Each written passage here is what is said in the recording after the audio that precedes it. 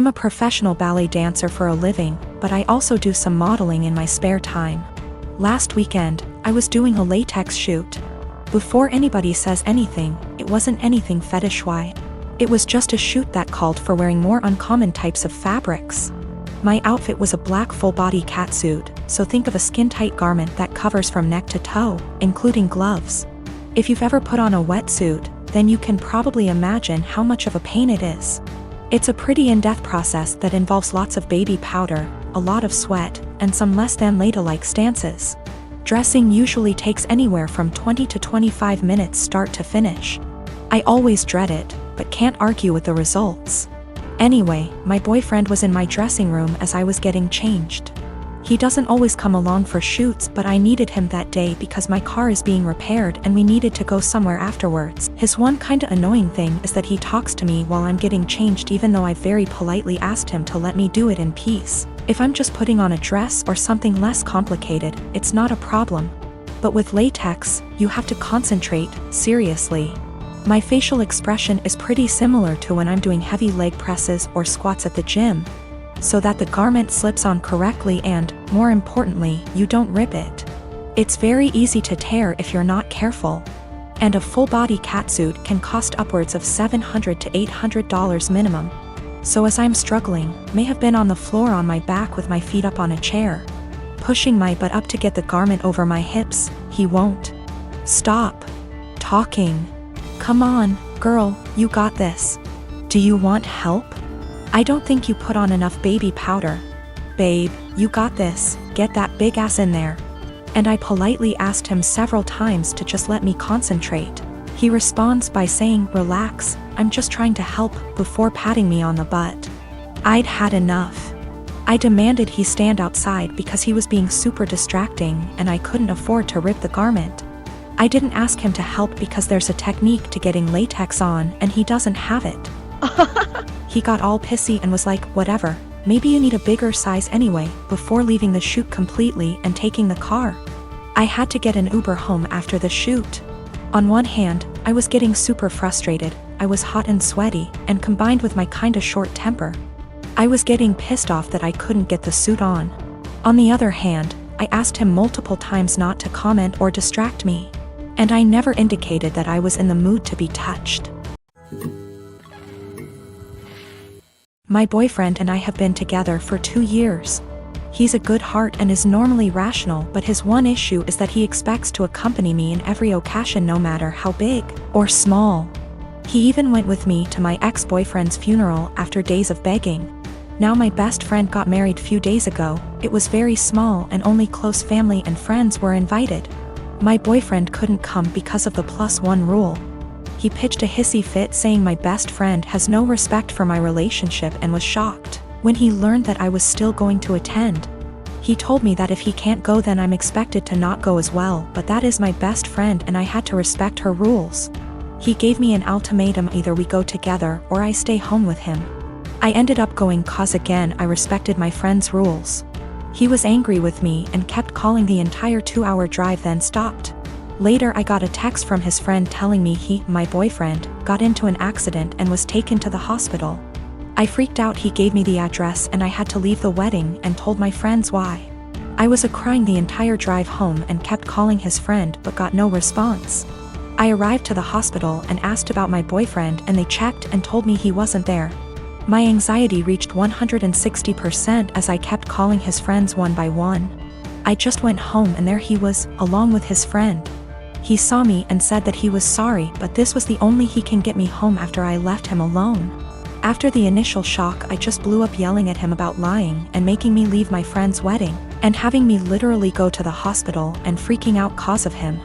I kicked his friend out and we got into an argument.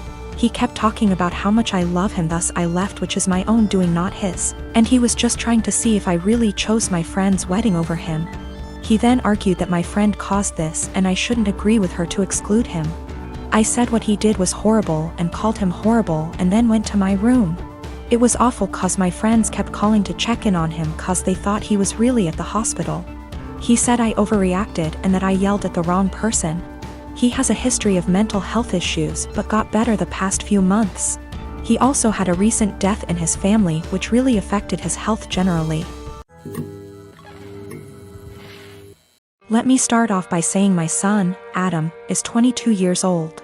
Back when my ex-wife, Tori, and I were trying for kids, we found out that I was infertile.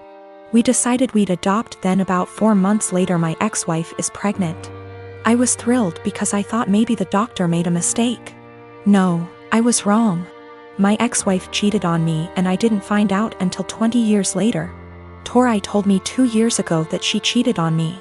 And we did a paternity test to make sure, and well, he's not my biological son. My ex and I divorced a few weeks later. Ever since my son found out the truth, he wanted to meet his biological father. He did, and they started to become really close. It hurt me much more than I thought it would. He's an adult, he can make his own decisions, but it hurt really bad. They started to bond really well, and all of a sudden Adam became really distant from me. It's been like this for almost a year and a half. I tried to text him to make plans for dinner and he said he's busy with Chris, biological father. I tried numerous times to connect with him by calling and texting, but he never made plans aside from like a meal every other month. We used to do stuff every other week, but it's been completely different since he found out about Chris. I couldn't stand it. My son, who I raised since he was a baby, treated me like I didn't matter. Anytime we'd actually have plans, he would still be cold and distant. What I mean by that is became much more defensive of his personal life. I'd ask him how classes or friends were and he'd just say they were fine but never go deeper than that. He also changed his major from econ to computer science and didn't even mention it to me until a year later. I told him how much he was hurting me because of how distant he was and he apologized and said he'd do better. He never did. I told him numerous times and he never changed. He was still distant. What was the final straw for me was the phone conversation I had with him last week. He said he was going to change his last name to Chris because he liked it so much and because they were close. I couldn't believe what I was hearing. I told him this, I can't believe you are going to do this. That's really disappointing to me. If you decide to change your last name, go ahead, but if you do that, then I'm no longer your father and I don't want to be involved in your life. He hung up on me. I didn't even bother reaching out because I know he wouldn't respond. I stand by what I said. I meant every word and still do. The last name change to me means he no longer views me as a father and views Chris as his, despite the fact he's 22.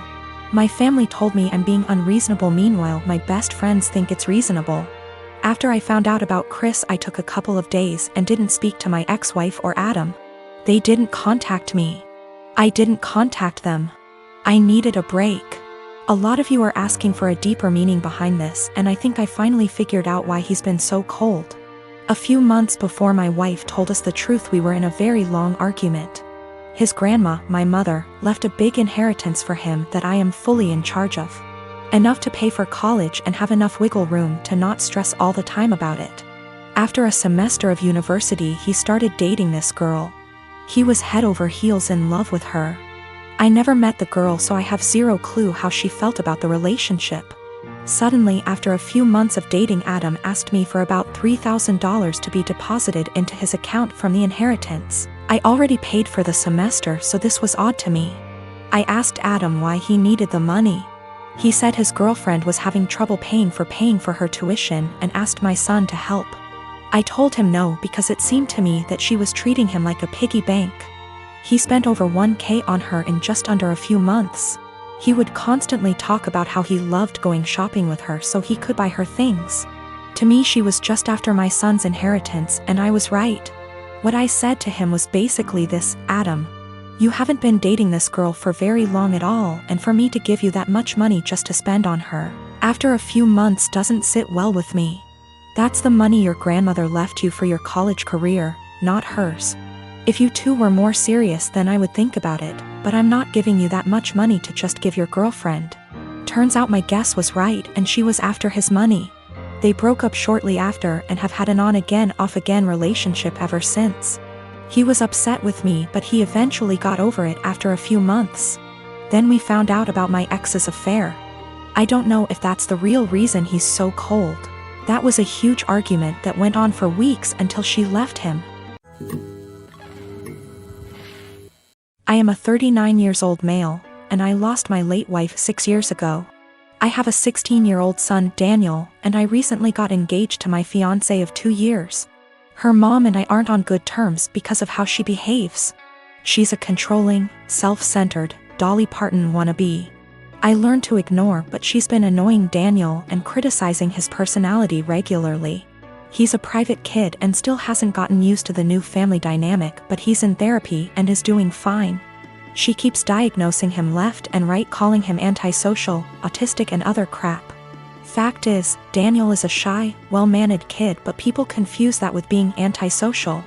Mother-in-law tried several times to force Daniel to open up by embarrassing him with personal questions on family dinners and test his personality type.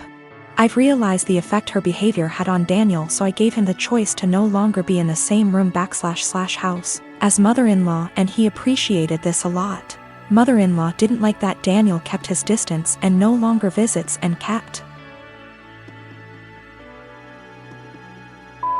ing about how spoiled he will become for her daughter to deal with. I told her to stop bringing it up, but she cried, "I'm just doing this for Danny." Last week she visited unexpectedly, wanting to say hi to Daniel.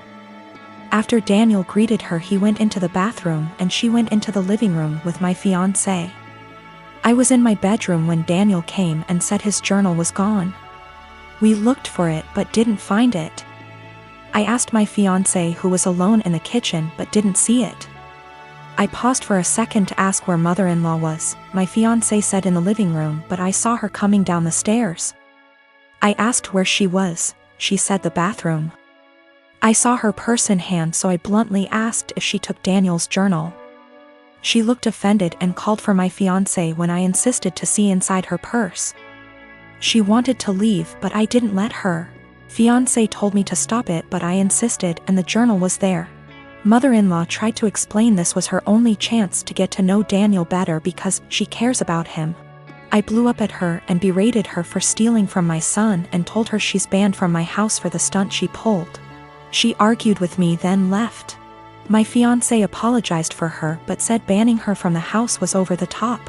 It backlashed and father-in-law argued and hoped his daughter realizes how I am and call off the wedding for refusing to apologize to Mil. Fiancé said her family won't come to the wedding till I reconcile with her mom and cancel the ban, but I won't let my son be disrespected in his own house and asked my fiancé to understand. I'm refusing to reconcile but am aware this could ruin my relationship with all my in-laws, not just mother-in-law, and my fiancé thinks I'm selfish to cause drama.